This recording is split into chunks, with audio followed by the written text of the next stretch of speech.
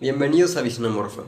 En este video presentaremos la gran diversidad de culturas que ha habido a lo largo de la historia. De igual manera se presentarán sus obras, tanto arquitectura, pintura y escultura. Mis compañeras presentarán esto y esperemos que el video sea de su agrado. Muchas gracias.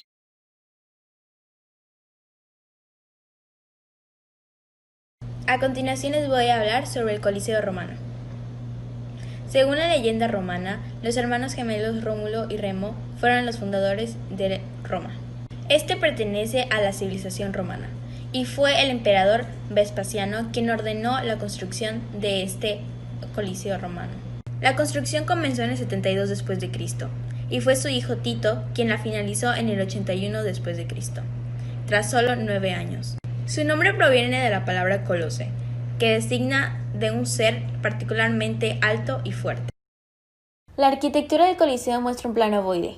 Tiene una anchura de 156 metros y una altura de 48 metros.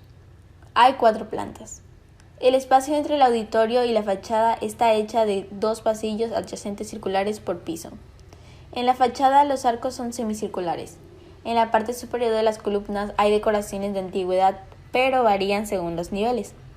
Planta baja es dórico, primer piso jónico, segundo piso corintio. Esto es una pared sólida, una pieza de arquitectura llamada ático. El cuarto es una pared sólida, una pieza de arquitectura llamada ático. Las terrazas se distribuyeron a lo largo de la curva del anfiteatro.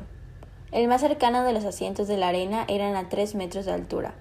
La pared que separaba el lastre se llamaba un podio. En la antigüedad tenía un aforo para aproximadamente 65.000 espectadores con 80 filas de gradas.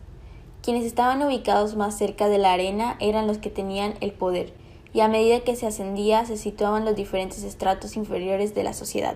Dentro del Coliseo se organizaban peleas de animales salvajes como leones, panteras, elefantes, entre otros, traídos de lugares lejanos, o se obligaba a los pobres prisioneros a enfrentarse a esas temibles fieras.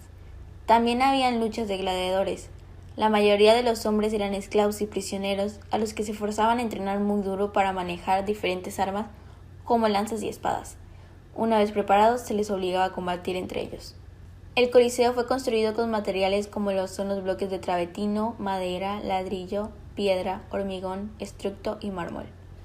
Un dato curioso es que en la época de los gladiadores el Coliseo era conocido como el 7º puerto para ascender al infierno.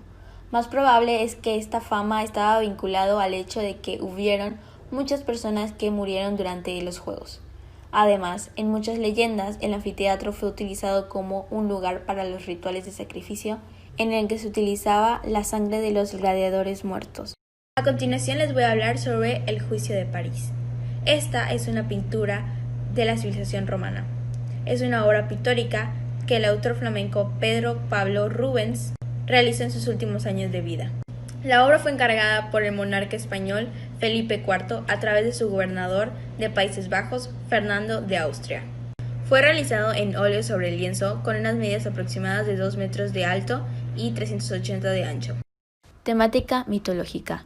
Medio, pintura del panel, aceite en roble. Movimiento, pintura barroca flamenca.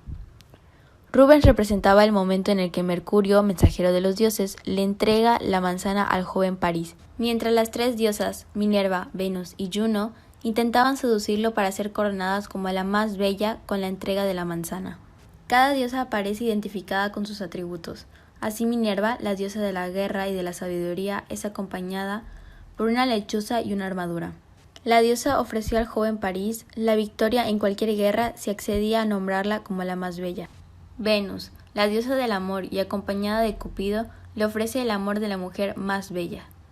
Por último, Juno, representada por el pavo real y diosa del hogar, le ofrece innumerables riquezas.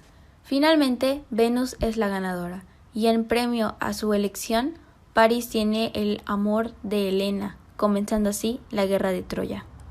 Las figuras de las 3 diosas y Mercurio se disponen según los cánones clásicos e isocefalia. Las figuras son las típicas de la época y sobre todo la obra del flamenco. Son figuras carnosas y desnudas, con aspecto grácil pero poco delicado. Sus senos y caderas son abultados, aludiendo a la condición de la madre de la mujer que para Rubens era indispensable. Como dato curioso, el artista utilizó como modelo a su segunda esposa para retratar a la diosa del amor.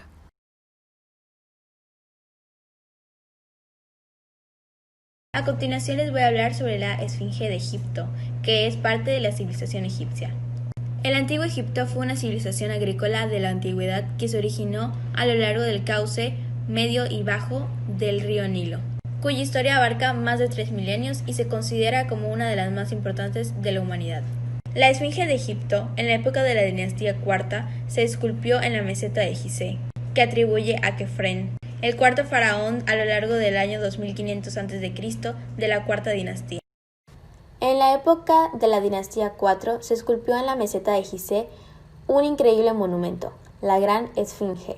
Se atribuye a Kefren, el cuarto faraón alrededor del año de 2500 a.C. de la cuarta dinastía. La esfinge es una figura que combina la cabeza humana, simbolizando por tanto la inteligencia del soberano, con el poderoso cuerpo de un león con símbolo de la fuerza y del sol, creando una figura completamente poderosa.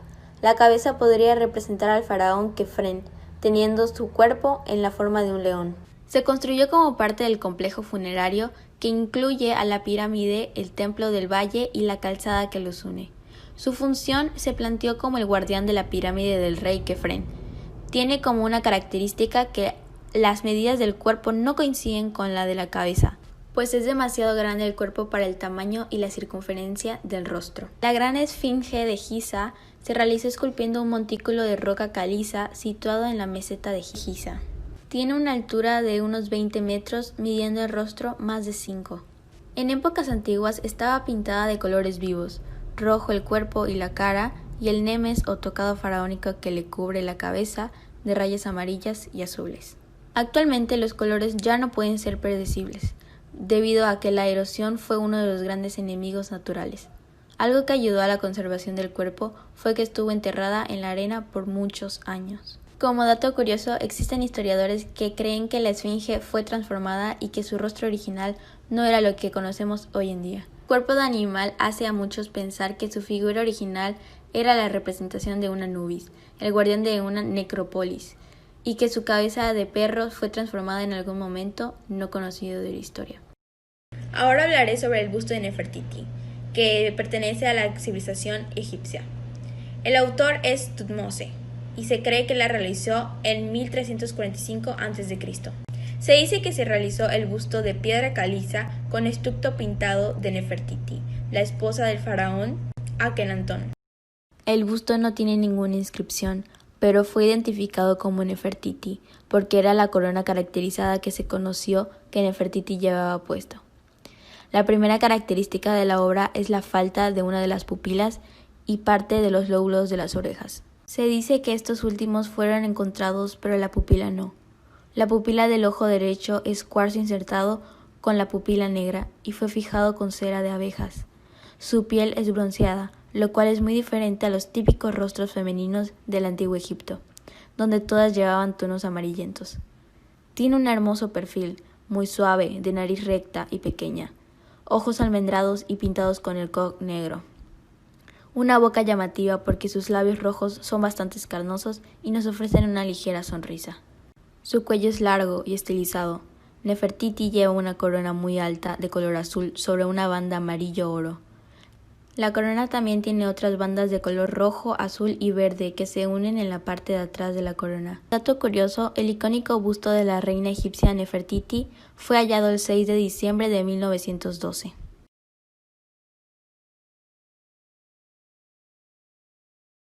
La Gran Muralla China. Esta pertenece a la civilización china y es una obra militar. El ampliamente conocido constructor de la Gran Muralla China es el primer emperador de la dinastía Qin. La Gran Muralla China se creó para proteger la frontera norte del imperio durante las sucesivas dinastías imperiales de los ataques de los nómadas xiongnu de Mongolia y Manchuria. Cada tanto, la muralla cuenta con una pequeña casilla que serviría como puesto de observación y control frente al avance de ciertas amenazas y peligros. Al mismo tiempo, también cuenta con especializadas puertas que tenían por objetivo colaborar con la movilidad de los encargados de la protección. La muralla china está casi construida en su totalidad por grandes bloques de piedra, aunque también cuenta con ladrillo y granito en algunas secciones. Sus paredes miden casi 7 metros de alto, mientras que de ancho de las mismas es de entre 4 y 5 metros. También se utilizó la piedra caliza. Como dato curioso, gran parte de la muralla china tiene fama de ser el mayor cementerio del mundo. Aproximadamente murieron 10 millones de trabajadores durante la construcción, pero no se les enterró en el muro en sí, sino en sus inmediaciones. Ahora les estaré comentando sobre esta pintura que pertenece a la cultura china. Es de un autor anónimo y una fecha aproximada de a finales de la dinastía Yuan y a principios de la dinastía Ming, y tiene una historia de más de 600 años. El fénix en el cuadro es delicadamente creado y tiene una forma peculiar. Tiene la cabeza de serpiente, espalda de tortuga, 9 colas, 18 alas, boca de águila, piernas de grulla, garras de pollo y crestas de gallo. Como dato curioso, en 2017 la pintura del fénix fue incluida en la primera lista de Patrimonio Cultural Intangible de Anhui.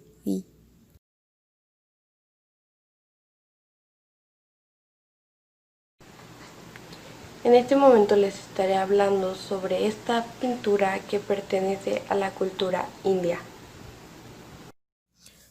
Fue recuperada por Vishnu Sridhar Kawalkar, quien la descubrió en 1957 y tiene una fecha aproximada de 7000 a.C.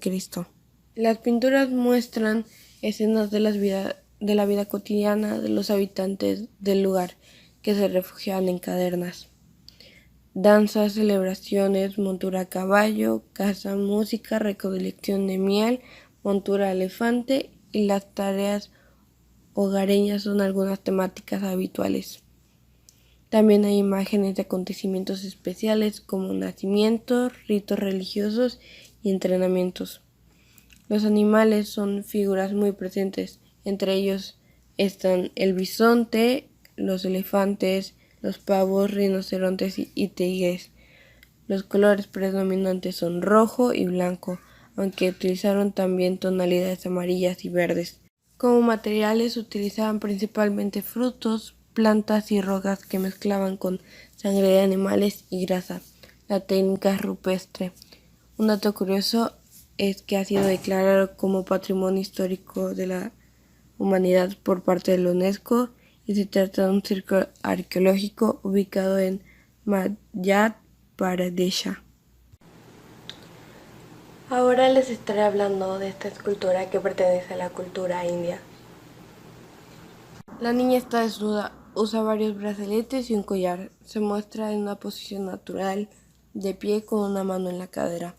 Lleva de 24 a 25 brazaletes en el brazo izquierdo y 4 brazaletes en el brazo derecho. Sostuvo algún objeto en su mano izquierda que descansa en su muslo. Sus 2 brazos son inusualmente largos y su collar tiene 3 grandes colgantes. Ella tiene el cabello largo peinado en un gran moño que descansa sobre su hombro, y ella transmite una gran seguridad en sí misma. La técnica es la fundición a la cera perdida, que llama la atención por la finura de su silueta y la perfección de su acabado. Como dato curioso, la bailarina, como se dijo antes, fue encontrada en los restos de una casa en la ciudad de Mohenjo-Daro, asentamiento de primera importancia en la antigua civilización del Valle del Río Indo en el actual Pakistán.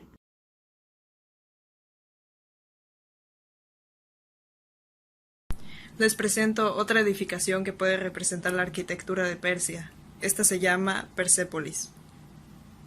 Uno de los edificios de Persia que refleja su arquitectura podría ser Persépolis. Fue la capital del imperio persa durante la época aqueménida. Se encuentra a unos 70 kilómetros de la ciudad iraní de Shiraz, provincia de Fars, cerca del lugar en que el río Pulwar desemboca en el Kur. Su edificación comenzó en 521 a.C., por orden de Darío I, como parte de un vasto programa de construcciones monumentales enfocadas en enfatizar la unidad y diversidad del imperio persa aqueménida, la legitimidad del poder real y mostrar la grandeza de su reino.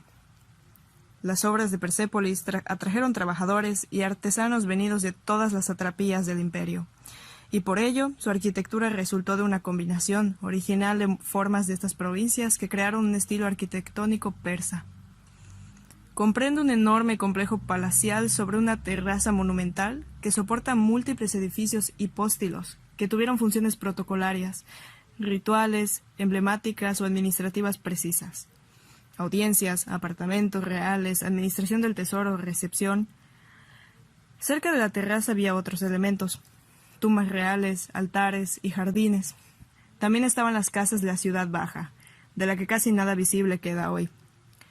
Muchos bajorrelieves esculpidos en las escalinatas y puertas del palacio representan la diversidad de los pueblos que componían el imperio. Otros consagran la imagen de un poder real protector, soberano, legítimo y absoluto, donde se designa a Jerjes I como sucesor legítimo del Darío el Grande. Un dato curioso sobre esta edificación sería que han sido hallados numerosos elementos fuera de los muros de la terraza. Se trata de restos de jardines, de viviendas, de sepulturas post-aqueménidas o de tumbas reales aqueménidas. Además, tiene una red compleja de canalizaciones intra- y extramuros que están en curso de exploración.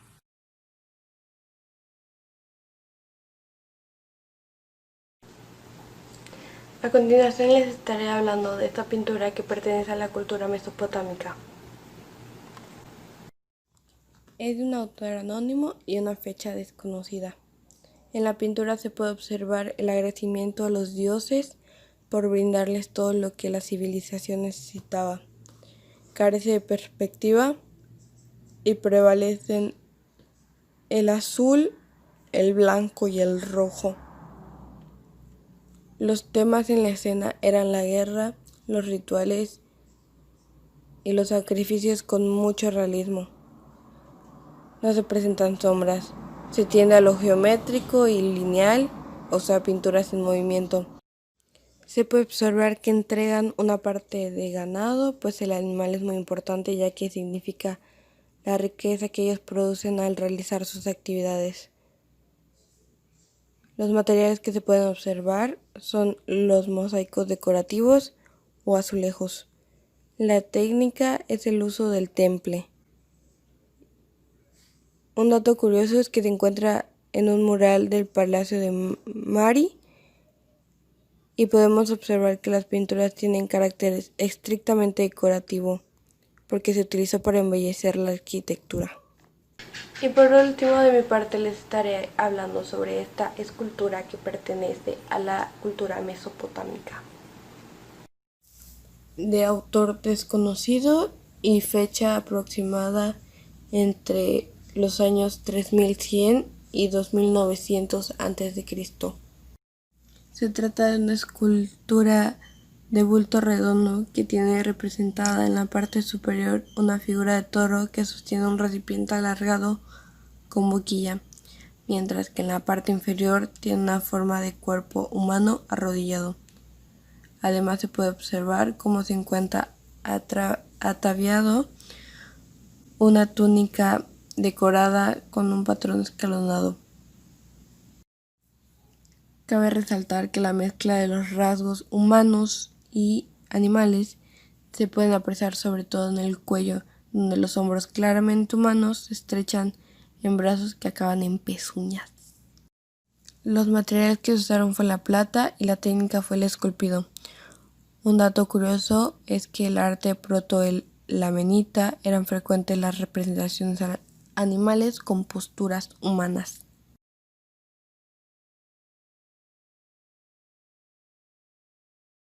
Les presento otra pintura sumeria. Esta se llama La investidura de Simri-Lim. Sumeria. Una de las pinturas de Sumeria podría ser la investidura de Simri-Lim. Es un gran mural colorido descubierto en el Palacio Real de la antigua ciudad-estado de Mari, en el este de Siria, el fresco, que data del siglo XVII a.C. Muestra a Simri-Lim, rey de Mari, recibiendo los símbolos del gobierno, que eran un anillo y un bastón, de manos de la diosa Ishtar. La pintura fue descubierta en situ en su pared original, ubicada frente a la gran entrada al podio, que conduce a la sala del trono del palacio. Fue descubierto por el arqueólogo francés André Parrot durante las excavaciones de Mari en 1935 a 1936. La pintura ahora se exhibe en el Musée du Louvre en París, Francia. Está compuesta por 3 paneles verticales dispuestos simétricamente, con las 2 secciones exteriores enmarcando la central. El panel central está dividido horizontalmente en 2 registros rectangulares, enmarcados por 6 líneas paralelas de diferentes colores. Refleja la arquitectura real del palacio en el que se encontraba el mural. El registro inferior del panel central refleja la sala del podio en la que se descubrió el cuerpo de una estatua de una diosa similar a la diosa Lama, representada en el mural.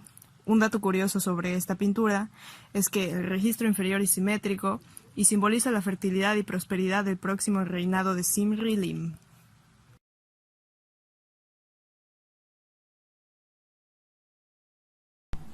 Les presento otra escultura de Fenicia. Esta se llama Dama de Ibiza. Una de las esculturas de Fenicia podría tratarse de la Dama de Ibiza. Es una figura de arcilla de 47 centímetros de altura que data del siglo III a.C., durante la ocupación cartaginesa del archipiélago balear. Fue encontrada en la necrópolis situada en el Puig des Molins, en la isla de Ibiza, en el Mediterráneo. Está realizada a molde y tiene una cavidad en su parte posterior. Se trata de la representación de una diosa cartaginesa, seguramente Tanit, relacionada con la diosa fenicia Astarte. Un dato curioso sobre ella es que presenta una ornamentación muy rica en su vestuario, lo mismo que en las joyas. La puedes encontrar expuesta en el Museo Arqueológico Nacional de España en Madrid.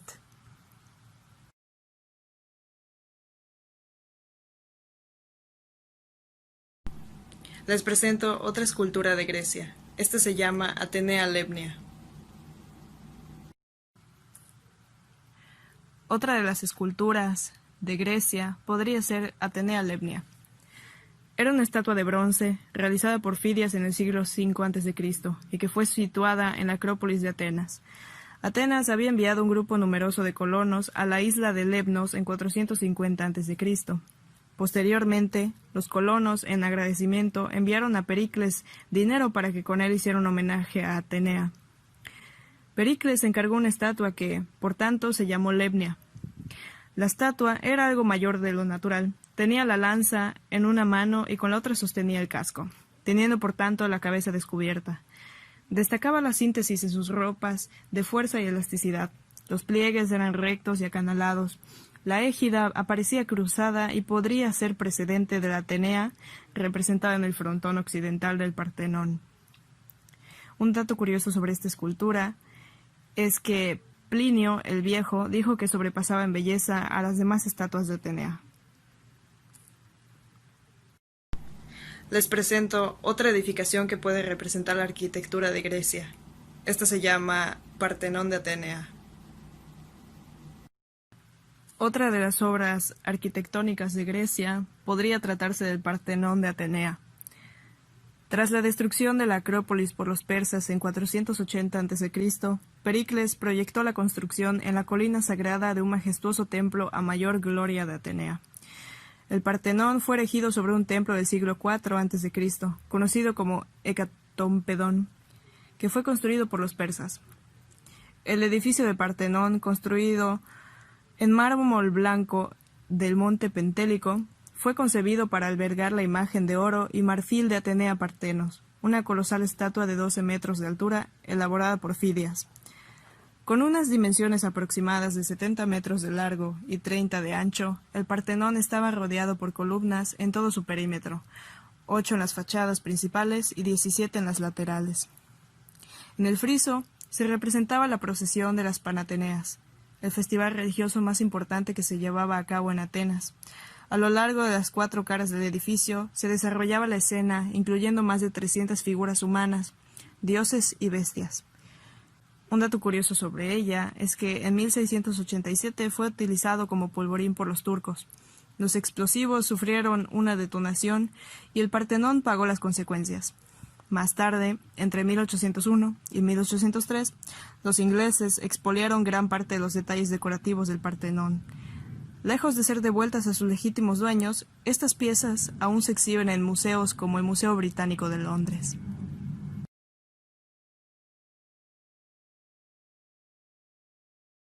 Podemos concluir al afirmar en lo que hemos visto del video que las diferentes culturas han tenido diferentes formas de expresión, tanto pintura, escultura y arquitectura.